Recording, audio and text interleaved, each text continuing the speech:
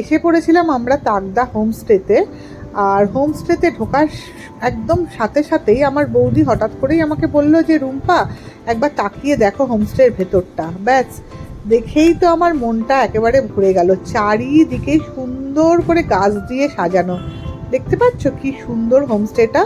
এটা জাস্ট আমরা এন্ট্রি নিচ্ছি সেই সময়টা, হোমস্টেটার ভেতরটা কীরকম সেটা দেখার আগেই মানে এই যে গাছ দিয়ে এত চারিদিকটা সুন্দর করে সাজানো, সেটা দেখেই যে আমার কি ভালো লাগছে কি বলবো। তোমাদের সকলকে তো আমি আগেই বলেছি যে আমি গাছ খুব ভালোবাসি। আর আমার ভিডিও দেখে তোমরা নিশ্চয়ই বুঝতে পেরেছো যে আমি আর আমার হাজব্যান্ড দুজনেই গাছে খুব ভালোবাসি। তো এত সুন্দর করে গাছ দিয়ে হোমস্টেটা চারিদিকে সাজানো, এত সুন্দর গার্ডেন করা, তো দেখেই আমাদের মনটা ভরে গেছিলো। মানে ভেতরে ঢোকার আগেই মানে সামনেটা দেখেই মনটা চারিদিকটা ভরে গেছে, কি বলবো। আমি তো মানে দাঁড়িয়ে পড়েছি সামনেটাতে, চারিদিকে গাছগুলোকে দেখছি, এত ভালো লাগছে। আর গাছগুলো এত সুন্দর করে সাজিয়ে রেখেছে ওরা। ওরা বারবার ভেতরে ডাকছিল, সবাই ভেতরে চলেও গেছিলো, গিয়ে সবাই বসে পড়েছে। কিন্তু আমি চারিদিকে ঘুরে ঘুরে গাছগুলো দেখছিলাম আর ভিডিও করছিলাম। এই যে সামনে লবিটা দেখো কি সুন্দর বসার জায়গাটা, তো সবাই ওখানে বসেছিল। আমি আগে মানে বারবার গাছগুলোকে ঘুরে ঘুরে দেখতে থাকছিলাম। এই যে সামনে যে জায়গাটায় বসার জায়গা ছিল আগে দেখালাম, ওর পাশে এরকম একটা জায়গা করা আছে, জানো তো। এটা তো পুরো পাহাড়ের উপর হোমস্টেটা। এখান থেকে আজকে যেহেতু মেঘ করে আছে তাই জন্য দেখা যায় না, না হলে এই হোমস্টে যারা রয়েছে তারা বলছে পুরোটা নাকি কাঞ্চনজঙ্ঘা দেখা যায়, পুরো কাঞ্চনজঙ্ঘা ভিউ।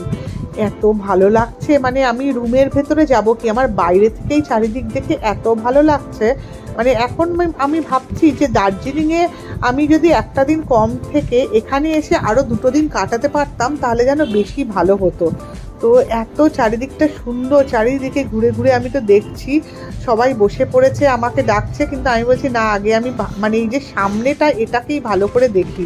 আর গাছগুলো দেখে তো আমার মানে মনই ভরছে না, এত সুন্দর করে গাছগুলো যত্ন করে রাখা আছে। যত্ন যে হয় গাছগুলোর উপর সেটা দেখেই বোঝা যাচ্ছে।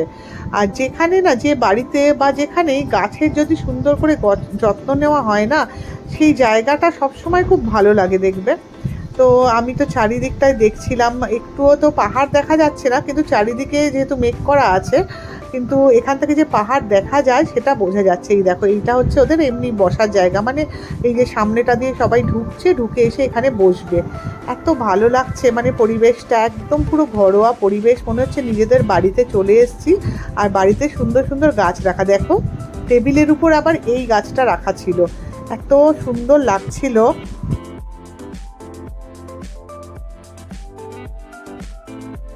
আমি আবার ফুলগুলোর কাছে গিয়ে বারবার করে দেখার চেষ্টা করছিলাম যে কি কি ফুল আছে। তো এত সুন্দর করে গাছগুলো মনে হচ্ছে যেন ছবি এঁকে দিয়েছে। তো বুঝতে পারছিলাম না, কিছু কিছু আমাদের চেনা ফুল ছিল, কিছু কিছু আমাদের অচেনা ফুল ছিল। এরই মধ্যে ওরা চা দিয়ে ফেলেছিল দার্জিলিং টি। তো আমাদের সবাইকে ডাকছিল, বলল আগে লবিতে বসে দার্জিলিং টি আপনারা খান, তারপরে আপনাদের রুমে নিয়ে যাব।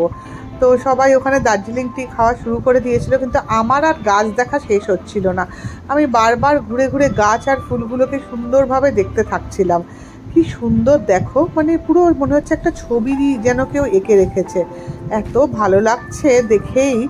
আর আমি যখন ওনাদের জিজ্ঞাসা করলাম যে এই যে এত পুরো হোমস্টেটাতে গাছে ভর্তি, এই আরও গাছ আছে, আমি তোমাদের পরে দেখাবো সেটা, তো এটার পরিচর্যাটা কে করে, তখন যেন ওনারা কি বললেন, ওই হোমস্টের যে মালিক, তার যিনি মা আছেন, প্রায় 80-85 বছর বয়স তার, তিনি নাকি এই গাছগুলোর সমস্ত পরিচর্যা করেন। তো এইটা শোনা মাত্রই আমার তো খুব ইন্টারেস্ট হচ্ছিল যে ওনার সাথে একবার আলাপ করতে হবে, যে উনি কি করে এত এত গাছের এত সুন্দর করে পরিচর্যা করেন সারাদিন ধরে। আমি চারিদিকে ঘুরে ঘুরে দেখছিলাম, তখনও কিন্তু আমরা রুমে ঢুকিনি, আমাদের রুমগুলো ওরা খুলে দিয়েছিল। সবাই একবার করে ঘুরে এসেছিলো, মারাও ঘুরে এসেছিলো, শিবও ঘুরে এসেছিলো, কিন্তু আমার তো ওই জায়গাটা ছেড়ে যেতেই ইচ্ছে করছিল না। তো তখন ওই ভদ্রলোক, মানে হোমস্টের যিনি মালিক, উনি এসে আমাকে বললেন যে ম্যাডাম আপনি একবার রুমগুলো চেক করে নিন, কারণ আমাদের এই রকম গাছ চারিদিকে রয়েছে। দেখুন এই হোমস্টেটা থেকে ওই যে ব্যালকনিটা, যেটা দেখাচ্ছিলাম এক্ষুনি, সেই ব্যালকনিটা থেকে ভিউ। আমি যতটা পারছি চেষ্টা করছি আপনাদের দেখানোর, মানে এত চারিদিকে মেঘ করে আছে যার কারণে কিচ্ছু বোঝা যাচ্ছে না। একটু আগেই বৃষ্টি হয়েছিল, তো ওই ভদ্রলোক আমাকে বারবারই বলছিলেন যে ম্যাডাম আমার সারা হোমস্টেতে গাছ আছে, আপনি প্রচুর গাছ দেখতে পাবেন। তাকদাতে এসে পৌঁছালাম। তাকদাতে যে হোমস্টেটাতে আমরা এসেছি, রামাস্বামী হোমস্টের ভিডিওটা আমি পরে দেবো আপনাদের। বাট এক্ষুনি হোমস্টে থেকে আমাদের যে রুমগুলো আছে আর যে ব্যালকনিটা আছে তার থেকে ভিউটা আমি আপনাদের দেখাচ্ছি, দাঁড়ান। এবার দেখুন ভিউটা কি যে অসাধারণ, কি বলবো। মানে এখানে এসে, শহরের কোলাহল থেকে এখানে এসে যদি 2-4 দিন আপনারা কাটিয়ে যেতে পারেন না, পুরো একেবারে রিফ্রেশ, পলিউশন ফ্রি, কি সুন্দর যে ভিউ, আপনাদের কি বলবো। দেখুন চারিদিকটা পুরো জঙ্গল আর পাহাড়ের মধ্যেই হোমস্টেটা, অসাধারণ। মানে আমি এসে আর মানে তর্স হয়েছিল না আমার যে একটু ভিডিও করে, অন্তত একটুখানি ভিডিও করে আপনাদের দেখাই। আর হোমস্টেটা হচ্ছে ঠিক ততাধিক সুন্দর, চারিদিকে ফুলের গাছ দিয়ে ঘেরা। আমি ওটার আলাদা করে ভিডিও দেবো আপনাদের, কিন্তু আমি এখনো রুমে যাইনি, রুমগুলোও দেখিনি। কিন্তু এর যে ভিউ, মানে এই ভিউ দেখলে আপনার আর কোনো মানে কোথাও দাঁড়িয়ে ভিউ পয়েন্ট থেকে ফটো তুলতে ইচ্ছে করবে না, এত সুন্দর ভিউ এটা। যেহেতু আজকে পুরো দিনটাই মেঘ, সেই জন্য দেখা যাচ্ছে না কিছু, কিন্তু ওরা বলছে যে যদি এখানে ক্লিয়ার থাকে তাহলে রুম থেকে নাকি পুরো কাঞ্চনজঙ্ঘা দেখা যায়। এদিকে হয়েছে কি, হোমস্টেটা ঘুরে ঘুরে দেখতে গিয়ে আমার আর চা খাওয়া হয়নি, চাটা খেতে ভুলে গেছিলাম। তো ওরা যথারীতি আমাকে আবার চাটা করে এনে দিল। তো চাটা হাতে নিয়ে আমি আবার সেই ব্যালকনিতে দাঁড়িয়ে, মানে ব্যালকনির মতো যে জায়গাটা করা আছে ওই জায়গাটাতে দাঁড়িয়ে একটু সেলফি তুলছিলাম। আর আমার মনে মনে আবার একটু গান গাইতেও ইচ্ছে। 1টা মতো বাজে। তো হোমস্টেতে তো আমরা ওই 12:30 নাগাদ পৌঁছে গেছিলাম। তো এত সুন্দর জায়গাটা, আমাদের এখনো লাঞ্চ করতে মোটামুটি 1 ঘন্টা মতো দেরি আছে বলে আমি মার মানুমাসি একটু হাঁটতে বেরিয়েছি সামনে। এটা তো একটা গ্রামের মধ্যে হোমস্টে, তো তোমাদের দেখাই একটু, চলো হোমস্টেটা কি সুন্দর। হোমস্টের সামনে দিয়ে আমরা অলরেডি হাঁটা শুরু করে দিয়েছি। এত সুন্দর, উফ বাবা, আমার যে কি ভালো লাগছে। চারিদিকে এত নিস্তব্ধতা, শহরের কোনো কোলাহল নেই, কোনো গাড়ির আওয়াজ নেই, চারিদিকে পাহাড়, কি ভালো যে লাগছে কি বলবো।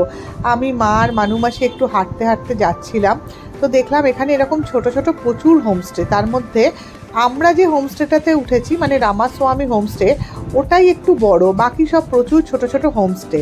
আর একটা ভালো জিনিস কি জানো দেখলাম, প্রত্যেকটা বাড়ি, মানে প্রত্যেকটা হোমস্টেতেই কিন্তু প্রচুর প্রচুর সুন্দর সুন্দর ফুলের বাগান, ফুল গাছ লাগানো আছে। মানে আমার মনে হলো এখানকার লোকেরা মনে হয় খুব ফুল প্রেমী। এমনিতেই পাহাড়ের লোকেরা ফুল খুব ভালোবাসে, তো ফুলের গাছ প্রত্যেকটা বাড়িতে লাগানো আছে। আমি আবার প্রত্যেকটা বাড়ির কাছে কাছে গিয়ে ফুলের গাছগুলো দেখছিলাম যে কি কি গাছ লাগানো আছে।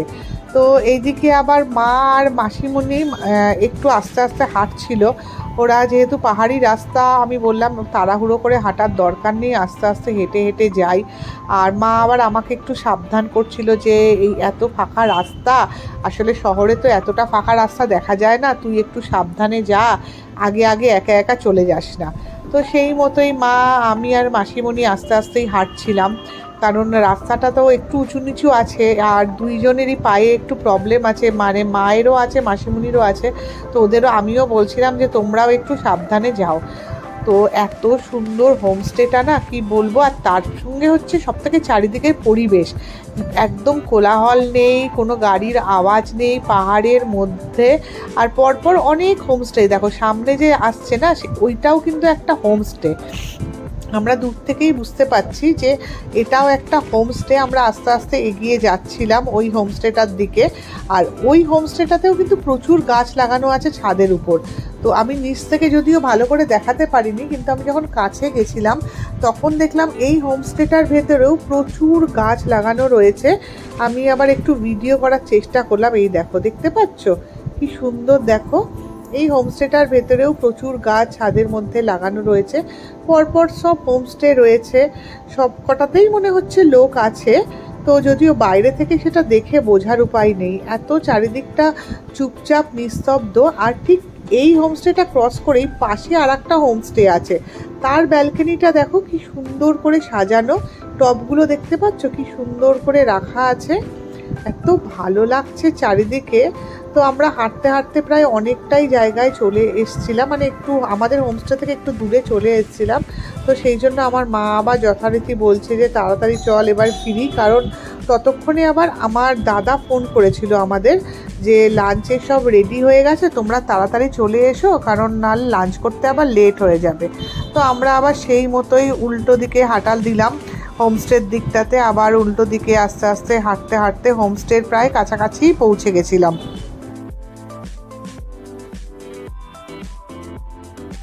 উল্টো দিকে যখন আমরা হেঁটে হোমস্টের দিকে ফিরছিলাম না, তখনও এত ভালো লাগছিল, মনে হচ্ছিল এই রাস্তা ধরে বারবার হাঁটা যায়, সারা জীবন ধরে যেন এই রাস্তাটা দিয়ে হাঁটা যায়।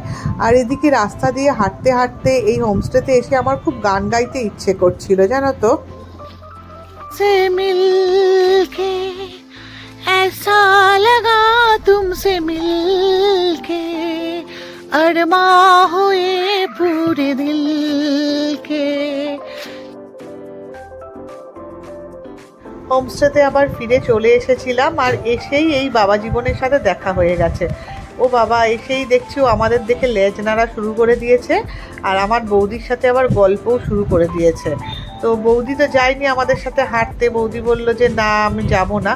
তো ওর আবার দেখছি বৌদির সাথে খুব বন্ধুত্ব হয়ে গেছে, ও বৌদির সাথে বিন্দাস বসে বসে আড্ডা মারছে। আমি ওরও একটু ভিডিও করে নিলাম হোমস্টেতে। তো এখন আমাদের প্রায় লাঞ্চের টাইম হয়ে গেছিলো, সবাই লাঞ্চের জন্য ডাকাডাকি করছিল। তো চলো এখন লাঞ্চ করে নিয়ে আবার তোমাদের সাথে দেখা হচ্ছে।